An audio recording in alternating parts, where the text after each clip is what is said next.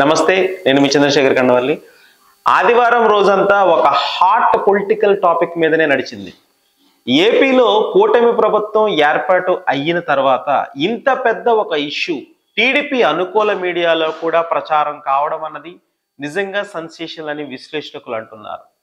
ఇంతకీ అంతలా బ్లాస్టింగ్ న్యూస్గా మారిన ఇష్యూ ఏంటి అని ఆరా తీస్తే, ఏపీలో కూటమి క్యాబినెట్లో 24 మంత్రులు ఉంటే పొలిటికల్గా హైలైట్ అవుతూ అతిపెద్ద ఇష్యూగా మారిన సదరు మంత్రి గారి స్టైలే వేరు అని అంటున్నారు.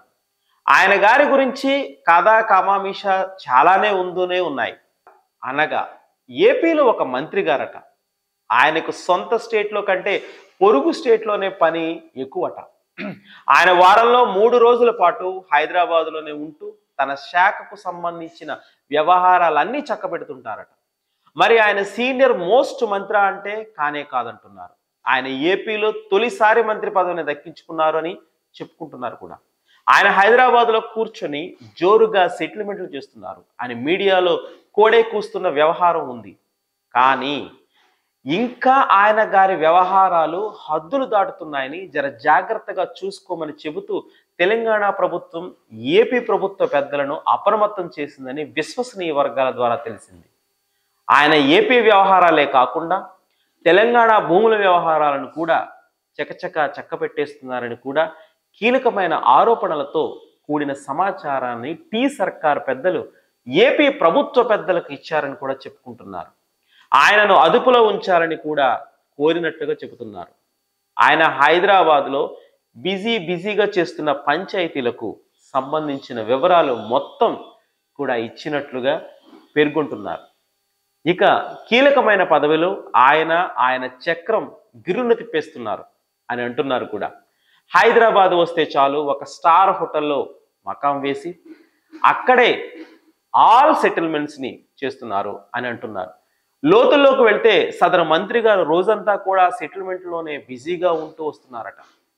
ఇంకాస్త ఫ్లాష్ బ్యాక్లోకి వెళ్తే ఆయనకు ఈ సెటిల్మెంట్లు వగేరా అన్నీ చాలా పాతవేనని, ఎమ్మెల్యేగా ఉన్నప్పటి నుంచి కూడా ఇదే తంతు అని అంటున్నారు. ఇప్పుడు ఆయన మంత్రిగా ఉన్నారు, కీలక శాఖల చేతిలో ఉన్నాయి. దాంతో ఆయన హవా తుఫాను జోరుతో సాగుతోందని అంటున్నారు. ఆ మంత్రి గారితో పని ఉన్న వారంతా హైదరాబాద్లో ఆయన విడిది చోటు చేసినటువంటి చోట క్యూలు కట్టేస్తున్నారట. తమ విన్నపాలు వినిపించుకుని ఆయన కరుణ కటాక్షలు దక్కించుకొని బయటపడాలని తపన పడుతున్నారట. ఇలా వేరే లెవెల్లో కొనసాగుతున్న మంత్రి గారి స్పీడ్ గురించి మొత్తం మ్యాటర్ని రాబట్టి తెలంగాణ సర్కార్ దానికి చాలా జాగ్రత్తగా ఏపీ ప్రభుత్వ పెద్దలకు చేరవేసిందని తెలిసింది.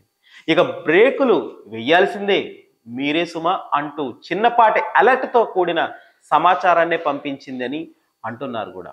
చంద్రబాబు గారు ఏపీలో 4వసారి సీఎంగా ఉన్నారు. ఆయన మంత్రివర్గంలో అంతా క్రమశిక్షణగా ఉండాలని దిశానిర్దేశం చేస్తూ వస్తున్నారు. ఆయన అందరి మీద ఫుల్ ఫోకస్తో ఉంటారు అని కూడా చెప్తారు.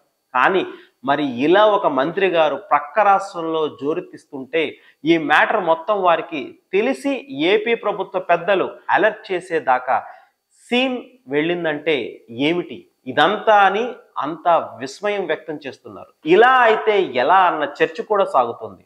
మరి ఆయన మీద ఏ రకమైన చర్యలు తీసుకుంటారు అన్నది ఇప్పుడు కీలకమైన ప్రశ్నగా ముందుకు వస్తుంది. చూడాలి మరి ఏం జరుగుతుందో.